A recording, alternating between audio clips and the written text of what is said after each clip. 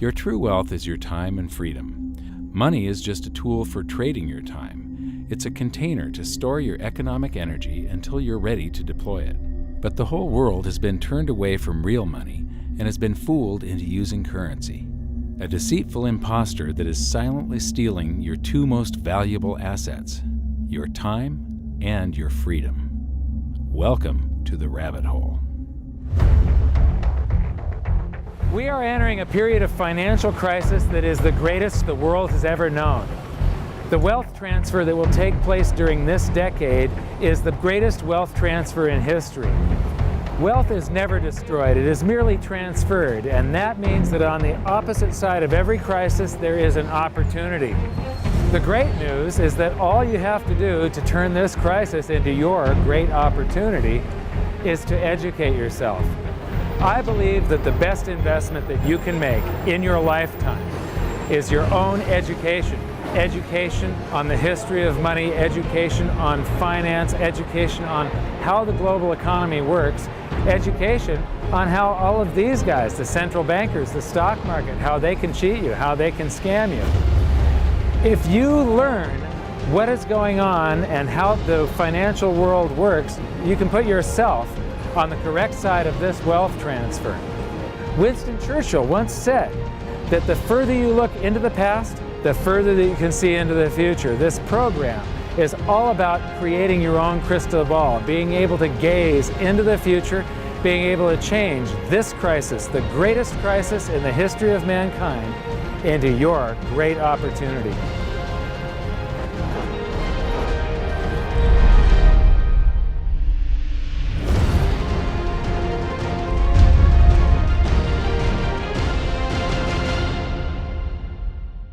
The hidden secrets of money, some of them are hidden in plain sight. They're like right in front of you.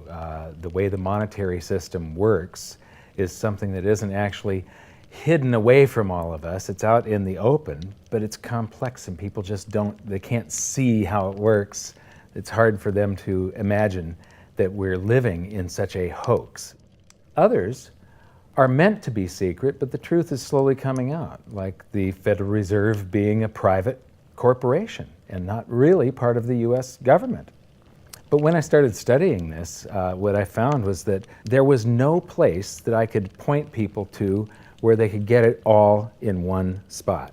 And so I basically decided to write my book about it and consolidate monetary history, economics, the markets, fundamentals of gold and silver. There's a lot of smoke and mirrors in economics, and I've sort of made it my job to lift the fog for people.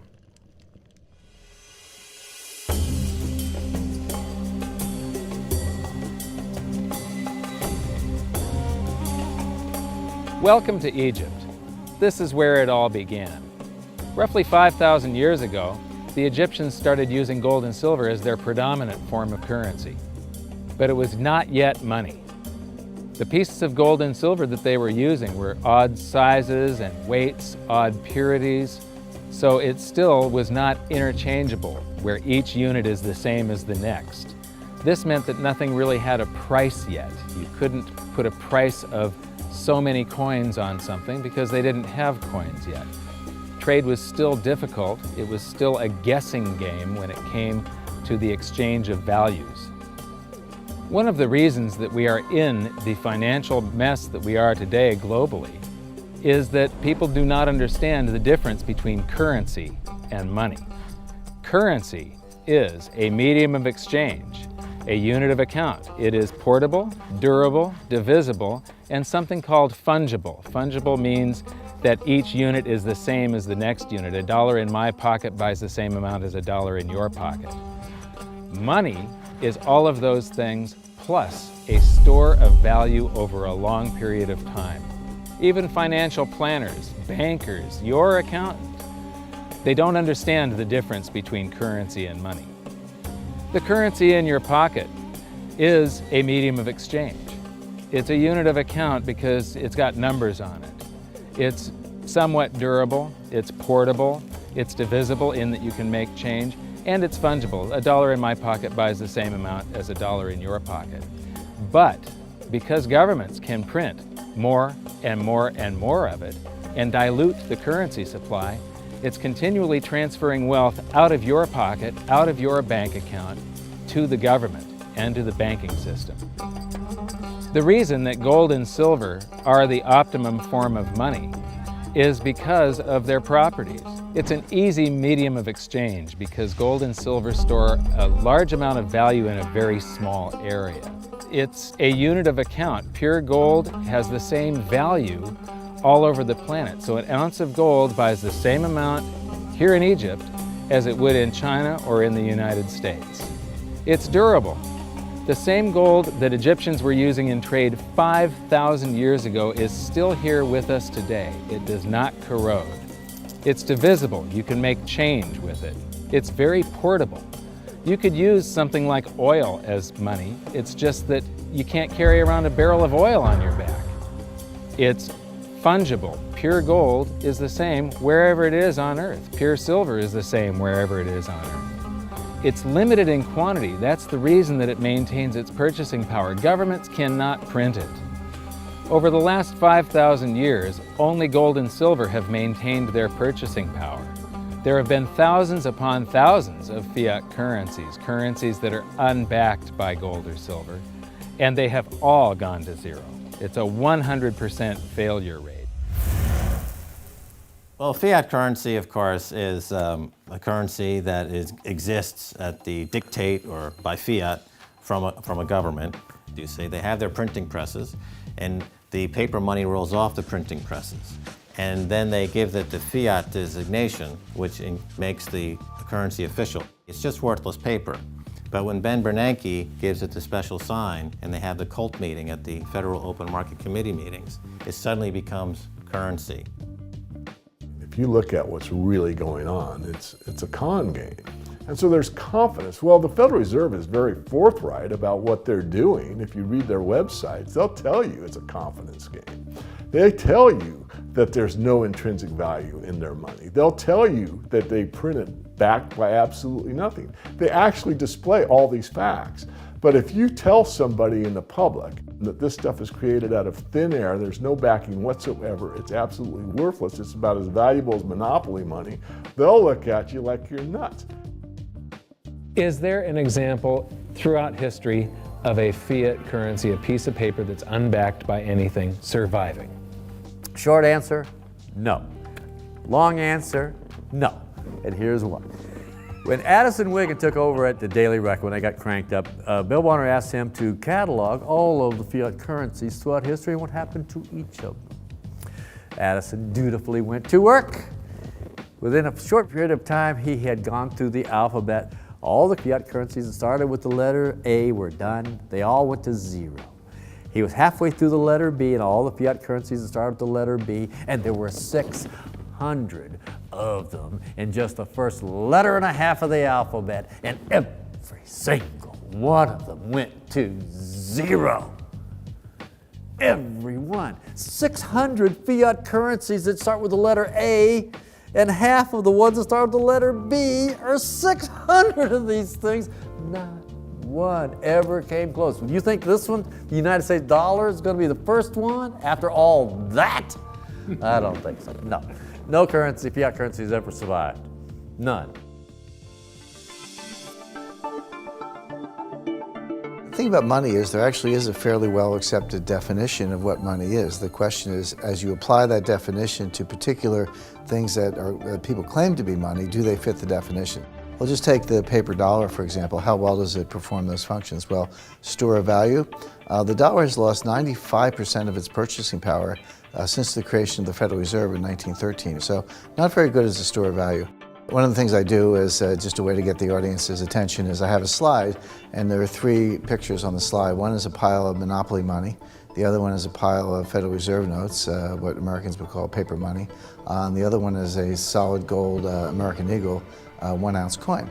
And the title of the slide is, which of these is not like the other? And if you know the show Sesame Street, or you have children who watch it, it's one of the favorite vignettes in Sesame Street. And what it really is a kind of IQ test for 5-year-olds. They're supposed to look at the three things and look at characteristics and find the one that's not like the other. Well, I've shown this slide to groups of Ivy League University professors, and I've also shown it to, children, kind of 5 years old, my nieces and nephews and so forth.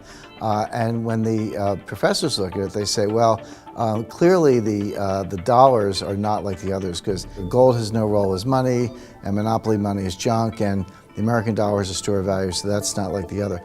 But the children look at it and they say, well, the gold coin is not like the other because the other two are just piles of paper and the gold coin is clearly something different. So my question to the audience is, who's smarter, a 5-year-old or an Ivy League professor? Before World War I, each note that a treasury issued would say that there have been deposited with the United States Treasury $20 in gold coin payable to the bearer upon demand. The money was in the vault. The currency was a note they gave you that was a claim check, only a claim check on the money, the same as if you go to the dry cleaners and you give them your shirt and they give you a claim check for your shirt. The value is that shirt at the dry cleaners, not the piece of paper that says that you own that shirt. So our currency that circulated was the paper US dollars, and they were claim checks on money. The next hidden secret is the difference between currency and money. Money must be a store of value and maintain its purchasing power over long periods of time. As we progress through this series, you'll learn that national currencies are really a tool used by the government and the financial sector to leech away your time and your freedom by stealing your purchasing power. So rather than storing your economic energy, currencies leak. Now compare that to the gold and silver the Egyptians were using. Like I started with, it still wasn't money because it wasn't interchangeable yet. But they were on the right track, as gold and silver have proven over thousands of years to be the ultimate store of value.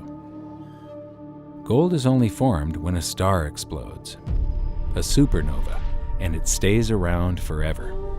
This is one of the properties that make it the ultimate money.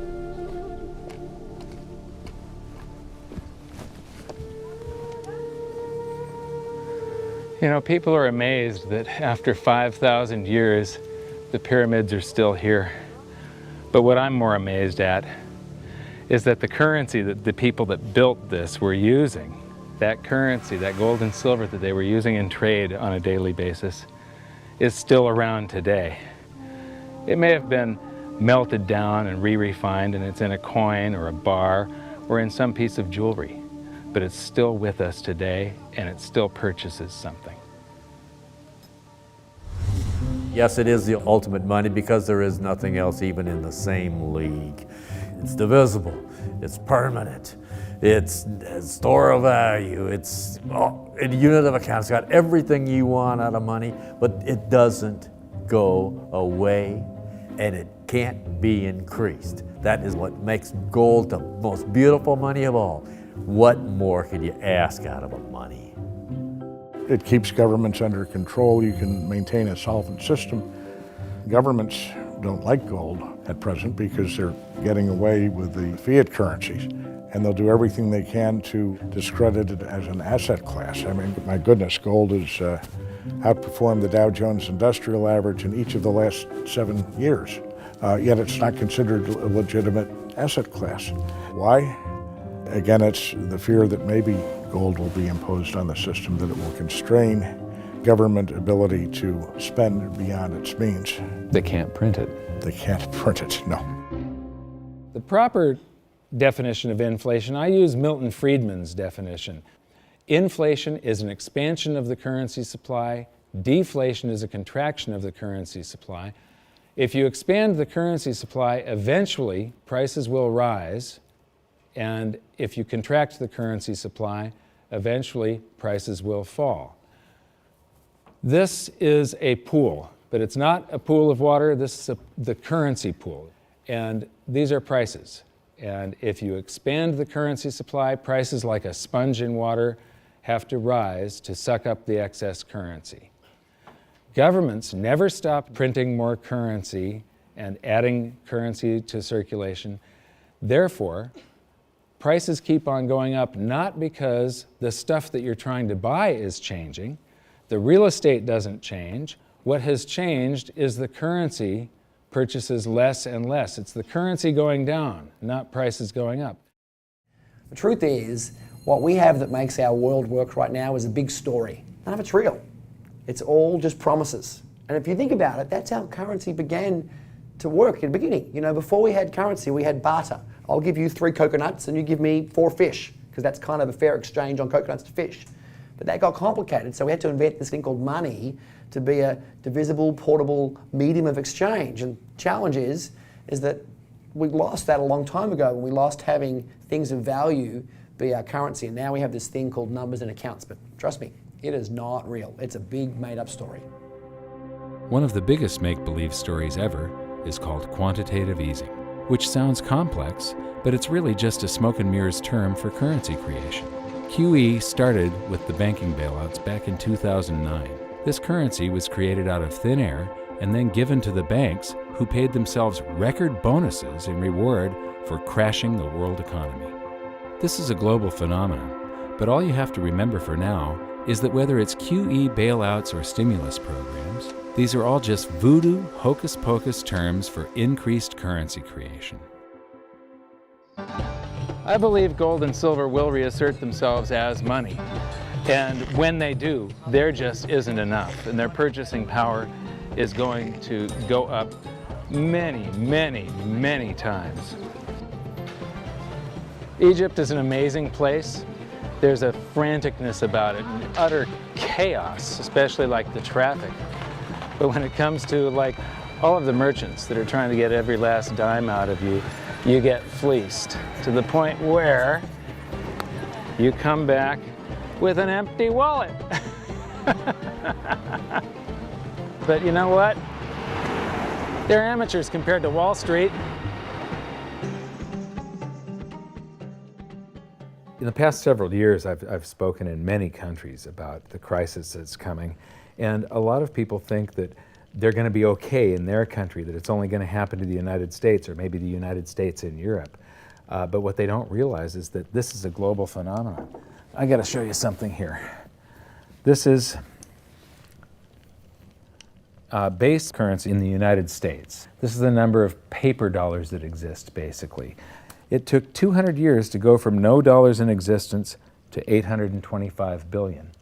And then we had the bailouts, and then we had QE1, quantitative easing 1, then QE2, and then we had QE3, and then QE4, and then soon we're going to have QE57 and QE382. And it isn't just here. This is what the Canadian currency supply looks like.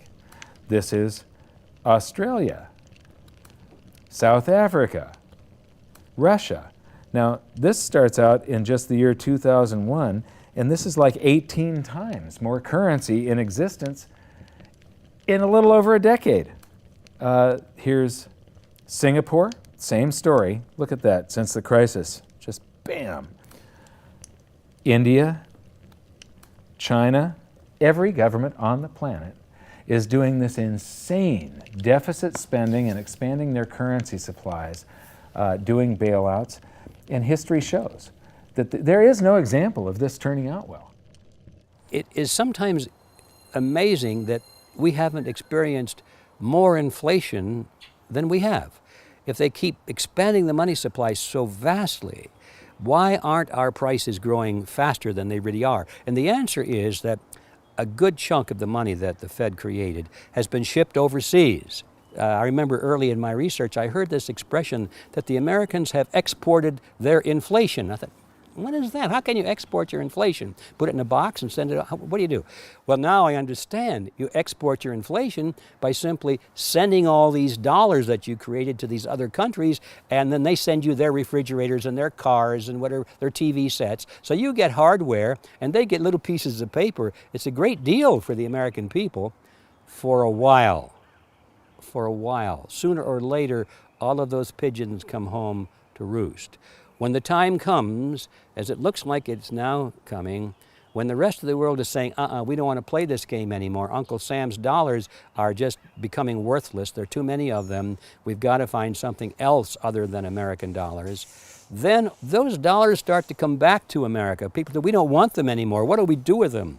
Once this revs up and we've got this little trickle of money coming back that we previously exported, once it becomes a flood and it starts to rush back, now we are getting our former exported inflation brought back to us, and then we'll see the quantity of money inside the United States grow much more rapidly even than the Federal Reserve can create it, because we're getting a previous money back.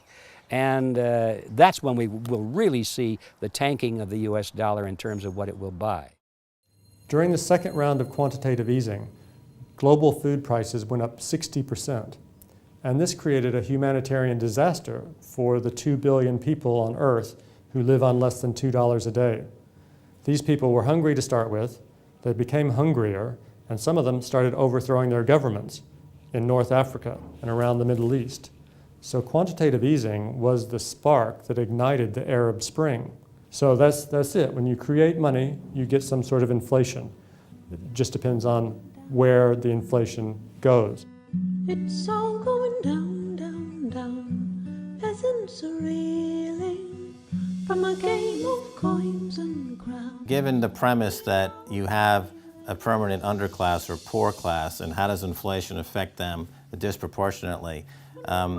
It affects them basically in the percentage of their income that goes to food. And we see this as a ratio, and we know that there are some danger points. For example, in Egypt recently, once that ratio got to 40% of income going to food and the price of food rising due to inflation, when it got to 40%, that's historically a point where people actually stage a revolution. That's exactly what we saw. The French Revolution, similarly, was all around the price of food getting to a certain critical point where people simply, the risk-reward for revolution was favorable toward revolution. When they print it up, then it all goes down. Well, exactly right, because when you have a runaway inflation, it's punishing the very people who are most productive in society. In other words, the people that produce more than they consume and save the difference. The problem is that those productive people, the savers, save in their national currency. And unfortunately, the national currency is just a fiat piece of paper at this point. So when it's destroyed through runaway inflation, that $100,000 that you were hoping to retire on doesn't exist. And the things that you were going to buy with it and provide for others don't exist either. Now what are you going to do? So that all seems pretty scary. However, this is going to happen, and you can only play the hand that you're dealt. But the great news is that gold and silver always end up doing an accounting of the expansion of the currency supplies. Basically, the will of the public in the free markets. When governments do this kind of stuff to their currency supply, they debase it. Eventually it comes back in inflation. People sense the loss of their purchasing power. They rush back to gold and silver, and they bid the value of the gold and silver up in the country until it meets or exceeds the value of all the currency in circulation. This is a process that's been going on over and over again throughout history, except this time it's happening on a global scale. It has never before happened in all countries at once. And that means that this is the greatest wealth transfer in history. Therefore, it's the greatest opportunity in history, and it's not going to happen again in your lifetime. So now we've learned that your true wealth is your time and your freedom. Money is a trading tool that stores the economic energy that is your time and freedom, whereas currencies leak them away. Gold and silver are the ultimate money simply because of their properties. Fiat currencies are based solely on confidence and always return to their intrinsic value of zero. Governments don't like gold because it imposes restraint. Rising prices are a symptom of an expanding currency supply, and gold and silver always account for an expanding currency supply. So that's it for this episode. Join me next time as we begin to investigate how monetary history just repeats and repeats, and how gold and silver always win the battle between currency and money. Until then, my challenge to you is to stop calling currency money. It's a crucial first step towards setting your mind free of all this economic voodoo and changing your context. You can learn more by watching the bonus features on our website, and if you have any questions, you can post them there, and we'll answer some of your questions in future bonus features. So good luck, thanks for watching, and we'll see you next time.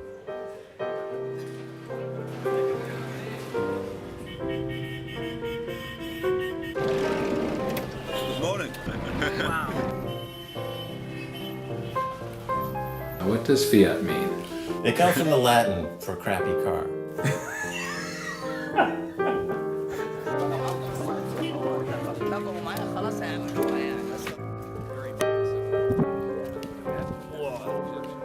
In the desert in a suit.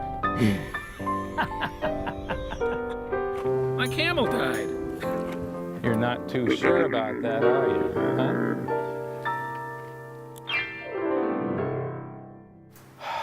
I am ready for a good long nap. Hi, welcome to this bonus feature for the very first episode of Hidden Secrets of Money. And this is currency versus money. So that's the major topic that